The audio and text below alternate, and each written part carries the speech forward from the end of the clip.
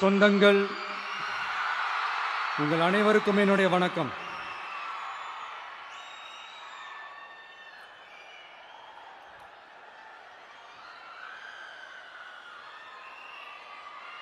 ஒரு மனுஷன் லைஃப்ல எவ்வளோ பெரிய ஒரு உயரத்துக்கு போனாலும் மனசளவில் சில வலிகள், காயங்கள் அதை மறக்க முடியாது இல்லையா? எல்லார் லைஃப்லையும் அப்படி தான், நமக்கும் அப்படி தான். நிறையா வலிகள், காயங்கள் எல்லாத்தையும் தாண்டி தான் வந்திருக்கிறோம். ஆனால் எல்லாத்தையும் விட ரொம்ப ஜாஸ்தியான அந்த வலியும் அந்த காயமும் எனக்கு அந்த கரூர் சம்பவம் தான்.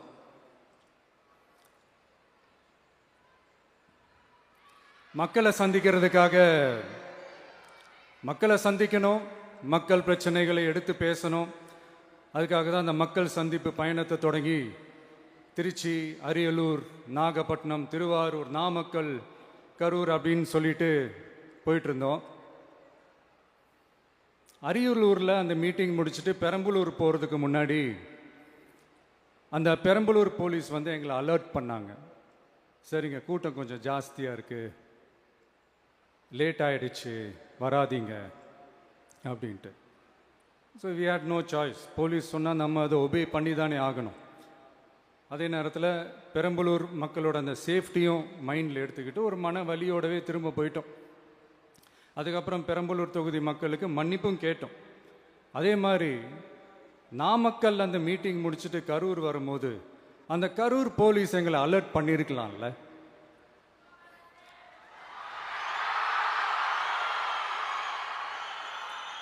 இல்லை சார், இங்கே எதிர்பார்த்ததை விட கொஞ்சம் கூட்டம் அதிகமாக இருக்குது, கண்ட்ரோல் பண்ண முடியல, வராதிங்க.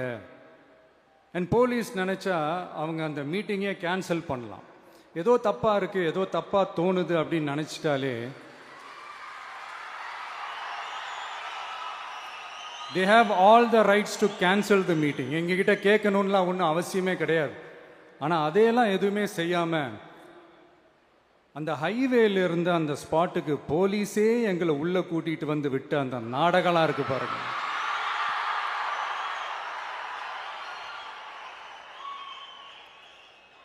நம்பிட்டேங்க, முழுசாக நம்பிட்டேன். அன்னைக்கு இருந்த அந்த கரூர் போலீஸ் பேசும்போது தேங்க்ஸ்லாம் சொன்னேன் அவங்களுக்கு. எனக்கு தெரியாது இப்படி ஒரு நாடகம் நடக்கும். இதுக்கெல்லாம் யார் காரணம்? இதெல்லாம் யார் சொல்லி செஞ்சது? இப்படி பண்ணுங்க, அப்படி பண்ணுங்க, சப்போஸ் அப்படி நடந்தா இப்படி பண்ணுங்க, சப்போஸ் இப்படி நடந்தா இந்த மாதிரி இன்ஸ்ட்ரக்ஷன்ஸ்லாம் கொடுத்து அந்த பிரஷர் போடுறது யாரு?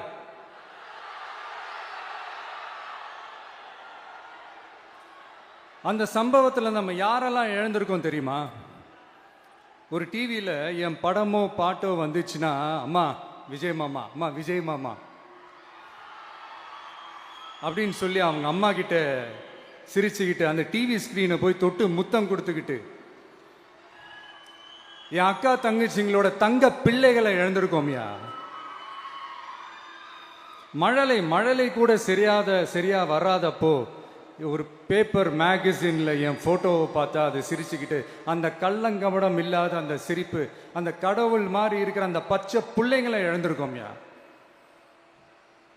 என் அக்கா, தங்கச்சி, அண்ணன், தம்பி, குடும்ப உறவுகளை இழந்து அந்த வலியோட இருக்கிற என்ன நீங்க ஏளனமா பேசுறீங்களா?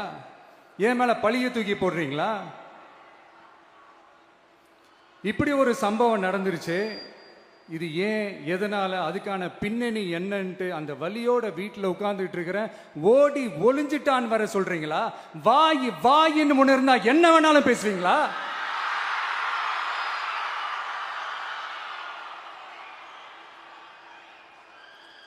மக்களே, நான் உங்களையே கேட்குறேன். அன்னைக்கு அத்தனை க்ரௌடு இருந்துச்சு, அந்த க்ரௌடுக்கு தகுந்த மாதிரி போலீஸ் பாதுகாப்பு கொடுத்தாங்களா? இந்த இடத்தை எடுத்துக்க சொல்லி நாங்க தான் சொன்னோம்னு ஒரு போலீஸ் ஆபீசர் பேட்டி கொடுக்கிறாரு. அதுக்கு என்ன அர்த்தம்? இவ்வளோ வலி, இவ்வளோ காயங்கள் கொடுத்துட்டு பழியை தூக்கி நம்ம மேல போட்டுட்டு அதுல ஒரு அரசியல் ஆதாயம் தேடுறீங்களேயா?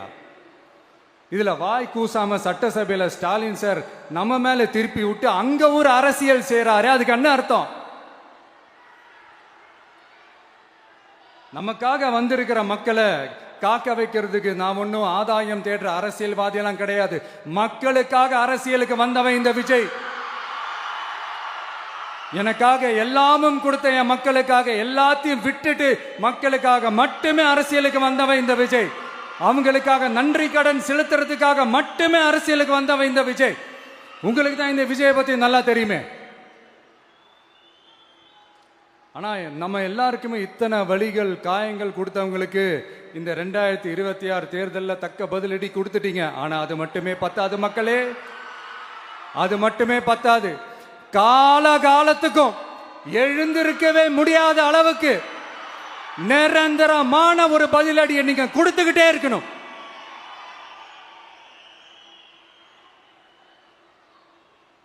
இப்படிலாம் பண்ணா நான் மக்களை விட்டு ஓடிடுவேன் நினைப்பா?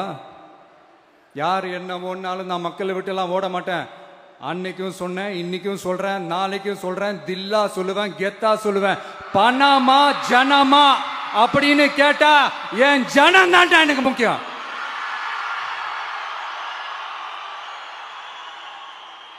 மக்களே, உங்களை விட எனக்கு இந்த காசு பணம் முக்கியமா என்ன? இவ்வளோ குறைகள் நம்ம மேல சொல்றாங்களே, இப்ப நான் சொன்ன மாதிரி அவங்களால ஓப்பனா சொல்ல முடியுமா? அந்த தில்லு இருக்கா, திராணி இருக்கா? ஒரு கிடையாது. ஆனா நம்ம மக்கள் அமைச்சு கொடுத்த நம்ம அரச குறைகள் மட்டும் டிசைனா மாடலா குறைகள் மட்டும் சொல்லுவாங்க. ஒவ்வொரு டிபார்ட்மெண்ட்லயும் அந்த பார்ட்டி ஃபண்ட், அந்த கட்சி நிதின்ற பேர்ல அடிக்கிற கொள்ளையெல்லாம் இந்த தீய சக்தியா இருக்கட்டும், தீந்து போன சக்தியா இருக்கட்டும், ரெண்டு பேரும் மாறி மாறி இதே தான் செஞ்சிட்டு இருக்கிறாங்க. இதுல ஒரு ஹைலைட் காமெடி என்னன்னா, சட்டசபையில் பேசும்போது பார்ட்டி ஃபண்டுன்னு தான் சொன்னேன். அது எந்த பார்ட்டி, என்ன ஃபண்டு, யாரு, என்ன பேரு எதுவுமே சொல்ல. பார்ட்டி ஃபண்டுன்னு சொன்னவனை எடுத்தாங்க பாருங்க ஒரு ஓட்டம். எனக்கே ஃபர்ஸ்ட் புரியல, ஏன்பா ஓடுறாங்க? அப்படி என்ன நம்ம சொல்லிவிட்டோம்? அதான் அந்த குற்றம் உள்ள நெஞ்சுக்கு தான் குறுகுறேங்கும். இது எப்படி இருக்கு தெரியுமா? எங்க அப்பா பீரோக்குள்ள இல்ல, எங்க அப்பா பீரோக்குள்ள இல்ல அப்படின்னு சொல்ற மாதிரி. ஐயோ, ஏன் கேக்குறீங்க? இவங்களோட செம்ம கூத்தா இருக்குங்க, செம்ம ஃபன்னா இருக்கு. சென்னையில் ஒரு பாலம் கட்டுறதுக்காக நார்மலாக ஆகிற செலவை விட அதிக செலவில், கிட்டத்தட்ட டபுள் மடங்கு செலவில் ஒரு டெண்டர் ஒன்று விட்டுருக்குறாங்க. அதையெல்லாம் தோண்டி எடுத்து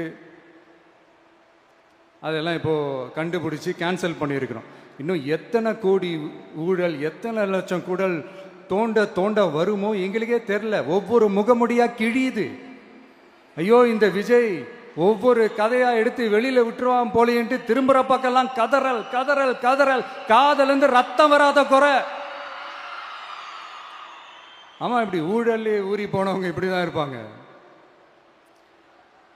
இந்த 50-55 நாட்கள்ல அங்க செஞ்ச சில விஷயங்கள்லாம் சட்டசபையிலே எடுத்து சொன்னேன். பட் இங்க ஒரு சில விஷயங்கள் சொல்லணும்னு நினைக்கிறேன். இந்த மின்சாரத்துறையில் இதுக்கு முன்னாடி போட முடியாமல் இருந்த அந்த பதவி உயர்வை இப்போதான் எங்களால் போட முடிஞ்சது. அதுக்காக ஒரு அக்கா அழுதுகிட்டே ஒரு நன்றி சொன்னாங்களே, அதெல்லாம் அவங்க கண்ணில் படாது அந்த வீடியோலாம், குறை சொல்கிறவங்களுக்கு. அடுத்து லஞ்சம்லாம் ஒழிக்க முடியாது, ஊழல்லாம் ஒழிக்க முடியாது, அதெல்லாம் பிளட்டிலேயே ஊறி போய் இருக்கு அப்படின்னு சொன்னவங்க போய் ஒவ்வொரு கவர்மெண்ட் ஆஃபீஸா பாருங்க, ஒரு பைசா லஞ்சம் இல்லை, ஒரு பைசா ஊழல் இல்லை, வேலையெல்லாம் சும்மா டக்கு டக்கு டக்குன்னு நடக்குது. ஒரு பெரியவர் ஒருத்தர் சொல்றாரு, தம்பி வேலையெல்லாம் நடக்குது, ஆனா அதையும் தாண்டி எங்களுக்கு மரியாதை கொடுக்குறாங்க தம்பி, உட்கார வச்சுலாம் பேசுறாங்க. இதெல்லாம் இதுக்கு முன்னாடி நடந்ததே இல்லை. அவனை போய் பாரு, இவனை போய் பாரு, இந்த ஆபீசரை போய் பாருன்னு சொல்லி அலைய விடுவாங்க. இப்ப லஞ்சம் இல்லை, ஊழல் இல்லை, வேலையெல்லாம் உடனே நடக்குது. மக்கள் அப்படி ஒரு பெருமூச்சு ஒன்று விடுறாங்க. அதை பார்த்து நமக்கு அப்படி ஒரு ஹாப்பினஸ். இதுக்கு மேல என்ன வேணும்? ஏன் இதெல்லாம் பண்ண முடியாது? மனசுன்னு ஒண்ணு இருந்தா பண்ணலாம். இப்ப பண்ணல. அதே மாதிரி இந்த L&T நிறுவனத்தோட 18,600 crore-க்கு 3 திட்டங்கள் அந்த ஒப்பந்தம் அந்த கையெழுத்து போட்டிருக்கிறோம். கிட்டத்தட்ட 8200 பேருக்கு வேலை வாய்ப்பு. நான் சொல்றது அந்த 3 மாவட்டத்தை சேர்ந்தவங்களுக்கே அவ்வளோ வேலை வாய்ப்பு.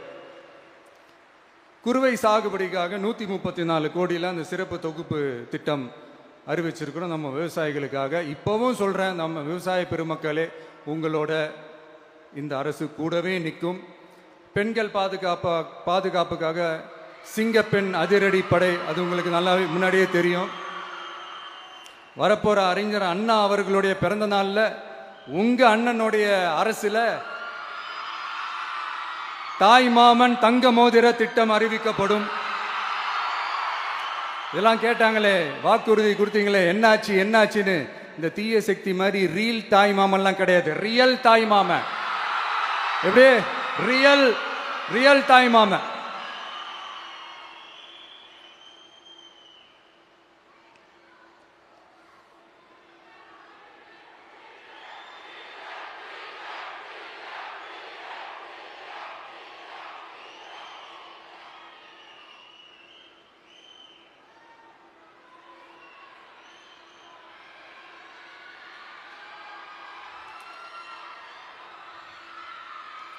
இந்த தீய சக்தியை பற்றி, அவங்க நிர்வாகத்தை பற்றி ஒரு வெள்ளை அறிக்கையை ஒன்று வெளியிட்டோம்ல, அது ஷார்ட் அண்ட் ஸ்வீட்டாக சொல்லணுன்னா, ஒரு ஓட்ட பாத்திரத்துக்குள்ளே தண்ணி ஊற்றிக்கிட்டே இருந்திருக்கிறாங்க.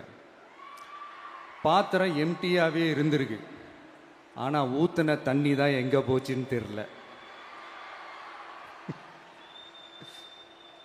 கடவுளுக்கு தான் வெளிச்சம்.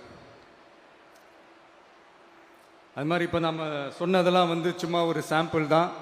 இன்னும் வரப்போகிற நாட்களில் உங்கள் அரசனுடைய அந்த விஸ்வரூபத்தை நீங்கள் பார்ப்பீங்க. அடுத்து வாயத்தொடங்க சிஎம்.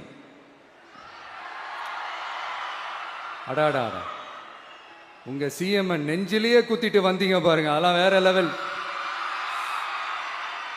பேசுங்கன்றீங்க, பேசுனா எந்திரிச்சு ஓடிடுறீங்க. இனிமேல் பேச ஆரம்பிக்கிறதுக்கு முன்னாடி என்ன பண்ணணும் அப்படின்னா, ஒரு நண்பர் ஒருத்தர் சொன்னார், மாண்புமிகு பேரவைத் தலைவர் அவர்களே, எல்லா டோரையும் இழுத்து லாக் பண்ணுங்க அப்படின்னு சொல்லிட்டு தான் பேச்ச ஆரம்பிக்கணும் போல் இருக்கு. ஏன்னா பேசிட்டு இருக்கும் போதே எந்திரிச்சு ஓடிடுறாங்க. 5 நிமிஷம் பேசினதுக்கே குளத்தூர்ல கொத்து பரோட்டா போட்டாங்க. இதுக்கு மேலே பேசினா மொத்தமாக முடிஞ்சிடும், பார்த்துக்கங்க. நாம் அரசியல் பேசினா விஜயெல்லாம் அரசியல் பேசலாமா அப்படிங்கிறது. சரிப்பா, நமக்கு எதுக்கு வம்பு, நம்ம பாட்டுக்கு நம்ம வேலையை பார்ப்போம், எதுக்கு அவங்கள பற்றி பேசிக்கிட்டு அப்படின்னு இருந்தா விஜய்க்கு அரசியலே பேச தெரில அப்படிங்கிறது. இப்படியே மாறி மாறி மேகதாது அணையை பற்றி என்ன தெரியும், விஜயம் அதை பற்றி பேசலை. இப்படி நம்ம அரசியலுக்கு வந்ததுலேருந்தே ஒரு கூட்டம் குறை மேலே குறையா சொல்லிக்கிட்டு, பாட்டுக்கு பாட்டு கச்சேரி எங்களுக்கும் பண்ண தெரியும், பண்ணலாமா? இந்த மேகதாது அணை சம்பந்தமான அந்த வழக்கில் தமிழ்நாட்டோட பெட்டிஷனை சுப்ரீம் கோர்ட் எப்போ ரிஜெக்ட் பண்ணுச்சு? அப்போ யார் ஆட்சியில் இருந்தா? ஏன் ஒழுங்காக வாதாடல? நீங்கள் ஒழுங்காக வாதாடி இருந்தீங்கன்னா அதை ரிஜெக்ட் பண்ணியிருக்க மாட்டாங்கல்ல. ஏன் ஸ்டாலின் சார் வேணும்னே விட்டுட்டாரா? ஏன் இப்படிலாம் கேள்வி கேட்கலாமா? இப்படிலாம் கேள்வி கேட்டால் தான் மேகதாது அணையை பற்றி பேசுனதா அர்த்தமா? ஏன் அந்த ஸ்டேட்டு சிஎம் பேசுகிறாரு, நீங்கள் ஏன் பேசலை அப்படின்னா, நம்ம ஸ்டேட்டோட உரிமையை எங்கே நிலைநிறுத்தணுமோ அதுக்காக வேலை பார்க்கறது மட்டும்தான் முக்கியம். சும்மா சவால் விட்டுக்கிட்டு சீண்டி பார், நான் யார் தெரியுமா, தொட்டு பார், இப்படிலாம் பேசிக்கிட்டு இருந்தா வேலைக்கு ஆகாது. சும்மா பேசி பேசி பிரச்சனையை வளர்த்துக்கிட்டு யார் மேலே அது பழியை தூக்கி போட்டுட்டு அப்புறம் மக்களை அம்போன்னு தெருவில் விட்டுட்டு இப்படி தான் ஒரு அரசியல் பண்ணணும்னா அந்த அரசியல் நமக்கு தேவையும் இல்லை, அதை நம்ம செய்யவும் போகிறதில்ல. Talk less work more mode தான், அதுதான் நம்ம பாலிசியே. அதனால தான் சட்டசபையில் அந்த அரசினர் தீர்மானம்னு சொல்லி ஒன்று கொண்டு வந்தோம். அது எப்படி டு டேக் இட் ஃபார்வர்ட், எப்படி கொண்டு போகணுமோ அதை சரியாக செய்வோம். சென்ட்ரல் கவர்மெண்ட்லேருந்து அந்த டீலிமிட்டேஷனை திரும்ப கொண்டு வர போகிறதா ஒரு பேச்சு ஒன்று அடிபடுது. யார் என்ன டீலிமிட்டேஷன் கொண்டு வந்தாலும் தமிழ்நாடு அது ஒத்துக்காது. நமக்கான இடத்த யாரும் பறிக்கவும் முடியாது, அது பறிக்கவும் விட மாட்டோம். இப்படி நாம் இருக்கும்போது இந்த தீய சக்தி திமுக எங்கே போய் நிற்குது, யார் கதவை தட்டிக்கிட்டு நிற்குது, அது உங்களுக்கே நல்லா தெரியும். மக்களே, இந்த தீய சக்தியும் தீந்து போன சக்தியும் வேறலாம் இல்லை, கூட்டு களவாணிங்க. சொல்ல முடியுமா அவங்களால?